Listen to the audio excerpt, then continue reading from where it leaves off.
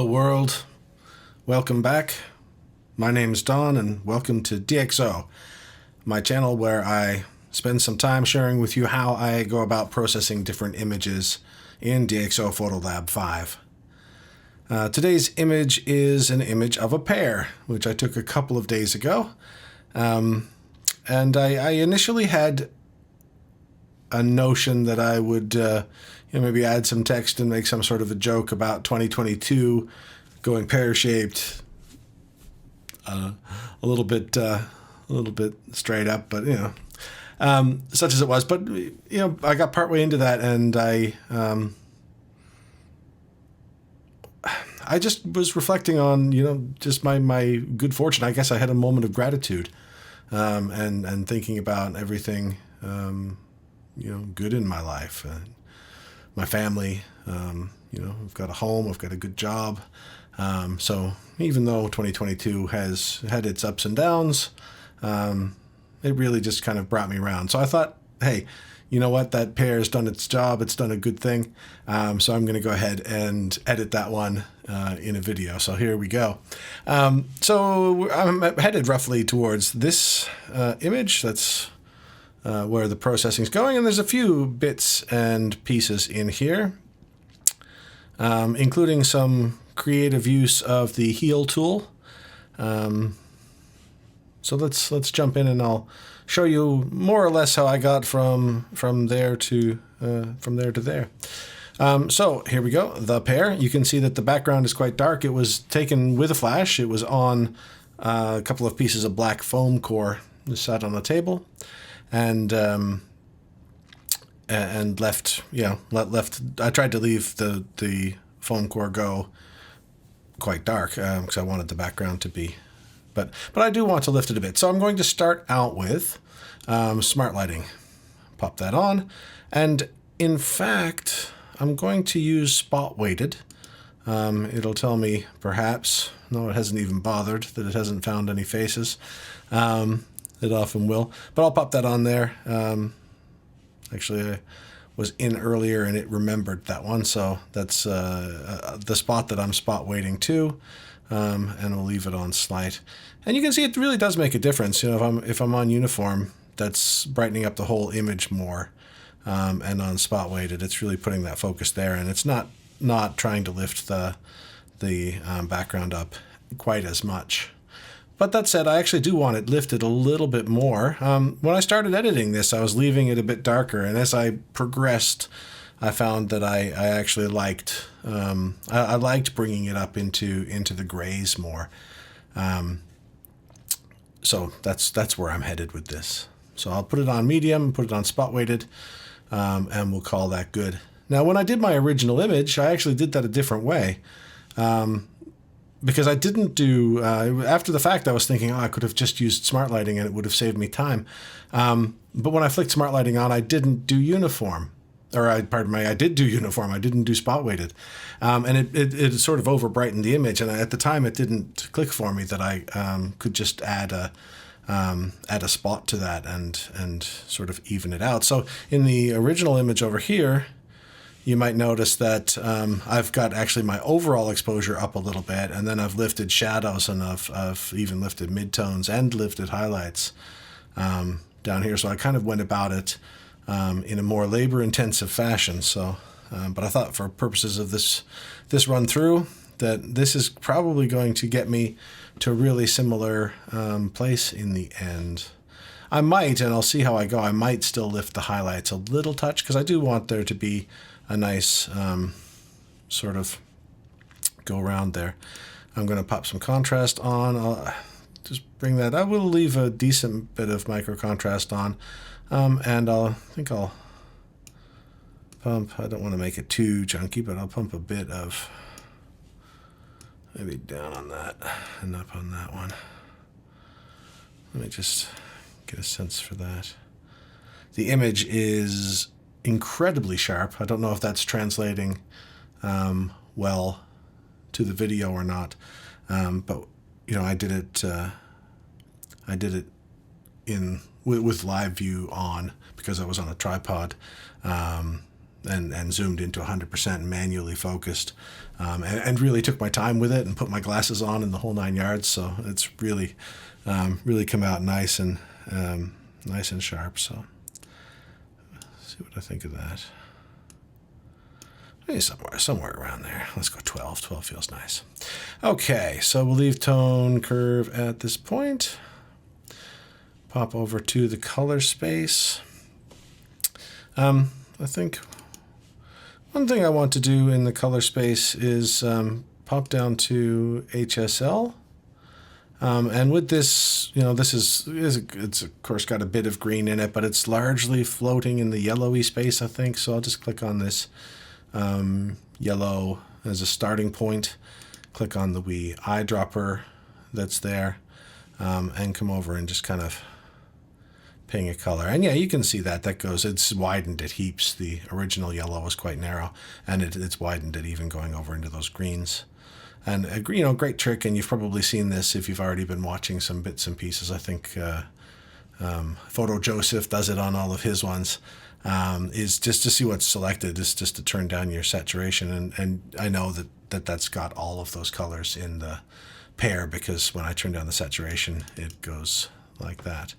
And I'm just going to pull down the luminance just a little, which I just think it adds like a little bit of saturation and density to the color in there, which I quite like.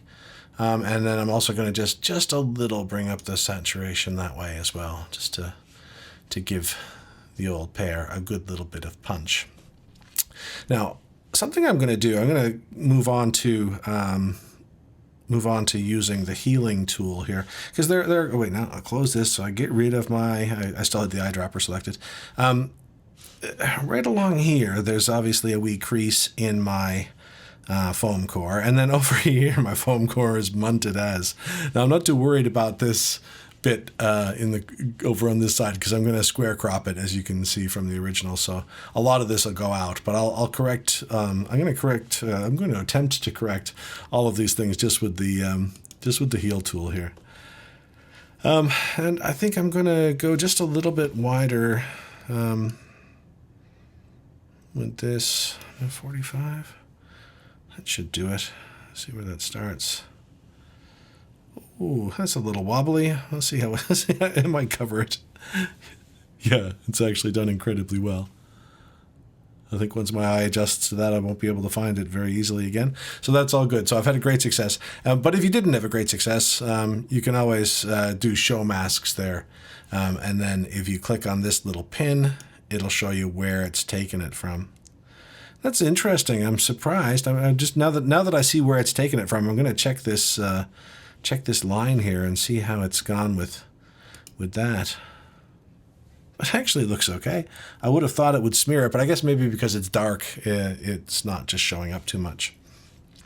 And now the other one that I want to do is along here, and this is a little bit more of a tricky thing. But here's what I tried with the other image. And I can probably just do like this. Maybe even bring it down a touch. And maybe even just bring it up a touch. Just make sure we got some good coverage there. And it's going to go ahead and do its thing. And you can see it's actually not done really with the crop. Honestly, I'd probably get away with that. I think the eye wouldn't be overly drawn to it. But it is a bit smeary. So I'm just going to come in here and grab that and see it's taking it from up there. And I strongly suspect that if I bring that down, and it'll probably take me a second to get the right height. Or have I? Oh, it went the wrong way. It's opposite, isn't it? All right, let me just a little bit more. So I say it's a little bit finicky. Obviously, this would be a little bit easier to do in something like Photoshop. But in a pinch, you can get away with this. So I'm gonna add a little bit of grain on top of this. It's gonna blend in just fine. So yeah, I'm actually happy enough with that, I do believe. Although now that I look at it more closely, this is gonna bother me. Where that back to my heal tool.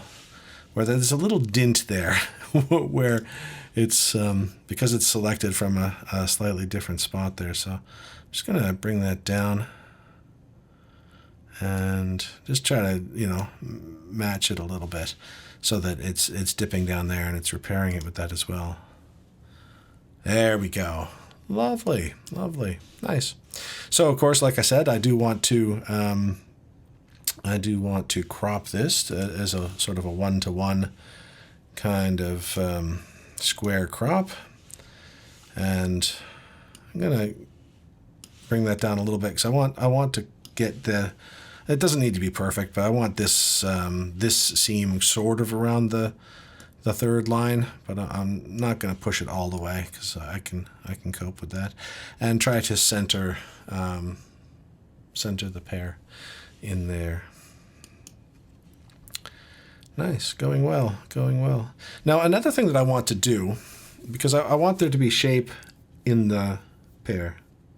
You know, I'm thinking about this, the transition. You know, the light's coming down, it hits, it makes a nice highlight, and then curls around. And one thing about the smart lighting, and it kind of happened when I raised my shadows too. So I don't know that there's an easy way around it.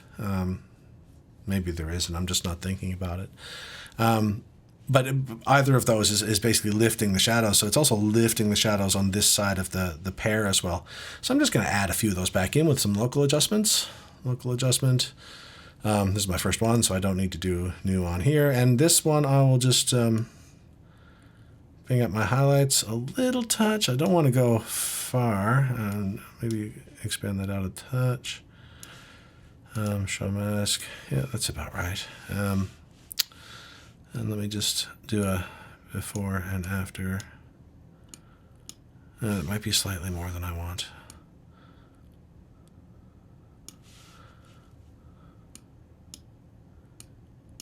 Yeah, just to add that little bit of something in there. And then I'm just going to right-click, do a new mask, and drop a point down here. Let's see what this is doing for. Yeah, actually, it's probably fine. I'm going to maybe fine-tune that a little bit.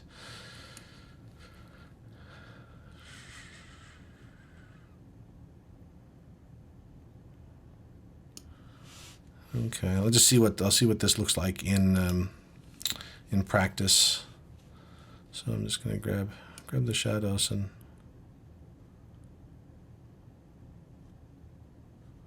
bring them down a little bit. Nice. And I might just do the same over there. And now I just want to see. Well, it's not affecting the gray too much at all, actually. So it's just kind of, you see, it's just brought that little bit of more directional light shape and brought a bit of the shadows back in, but without overly darkening the background. I also found on the other one, and you may be able to tell from the thumbnail down there, or maybe you can't, that I've actually lightened this just a little around there, because it sort of lightens that space, draws the eye into that space, I find. So I'll just pop back here, and actually I'll make that smaller. Grab my local adjustments, and do a new adjustment, and I'll just do a circular one right about there, which is probably going to be just pretty much as you'd expect. I'm going to try to make sure that I put a bit more chroma on it, so that it doesn't impact the pear much at all there. That'll do. And I'm just going to lift that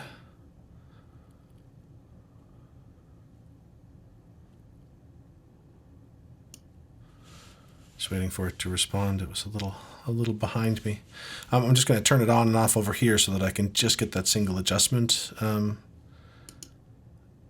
sense for what that's doing. Yeah, nice. Yeah, I find that I mean it's sort of like with portraits in a way, isn't it? You know, lots of times with those, if your key light is coming in like this from the right, then you might light the background on the opposite side. Just add some. So I've not lit the background on the opposite side, but in a way I am. And it's just a little, but I think that looks nice. And what do we got down there? Just gonna double check again.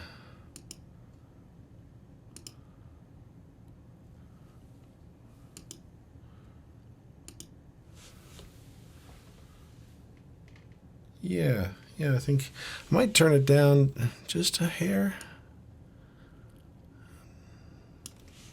And I think that'll do. Awesome. I think the other major thing that I did on this image, and that might be it, is I went to effects. And of course, anybody that's been watching my videos knows I've got film pack, because I almost always use something that's out of film pack. I have to say, you know, if you're, well, I guess it really depends what kind of photography that you're doing. But for me, I use bits and pieces out of film pack all the time. I use bits and pieces out of Viewpoint a reasonable bit. I do think it's worth it, but certainly out of the two, I use bits and pieces out of film pack a lot more, I would suggest. And I'm just going to pop some grain on that. I feel as though a little bit of grain looks really nice on that. And current color profile, no, I'm going to take some black and white film. I don't want it quite that heavy, but I'll just, I think I just did Neopan Acros 100, which has a pretty fine, sorry, I'll close that, has a pretty fine grain pattern. So just, I don't know if this will show up on the video or not, but I'll zoom in quite tight there. Or actually maybe even go to 200%. That's not done it, has it? Try that again. There we go. That's the stuff. And let's see.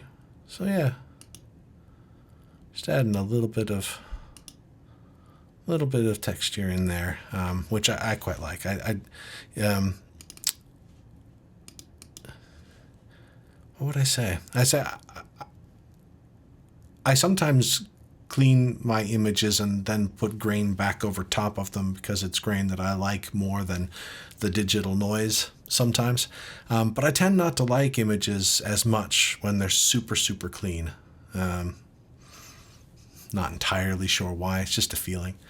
So that's why I'm adding some grain here. It's just sort of a personal preference.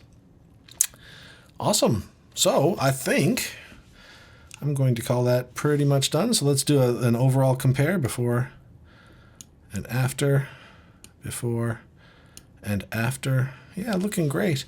And just a little feature of all I think of it, in case you've not used it before. Full screen viewer. I like this one, especially when an image is finished, just to be able to get rid of all of the bits and pieces around it.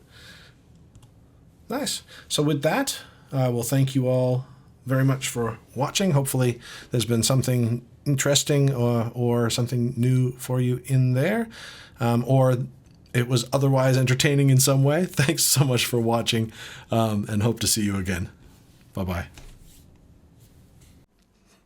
Hello again. Just quickly cutting in to add a little amendment. As you may be able to tell, I do these generally in one take, just sit down and work my way through, because that's just what I've got time for at this point. But I realized after I wrapped up the last video that I had left out a couple of little bits that were on the other one.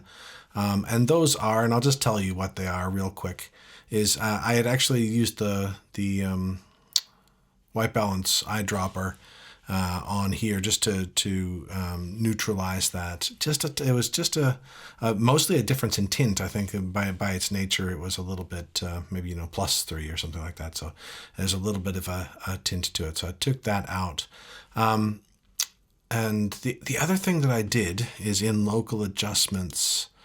This is sort of the major thing. And what I did here is I added a local. So this is with the auto brush. This one right here is the auto mask.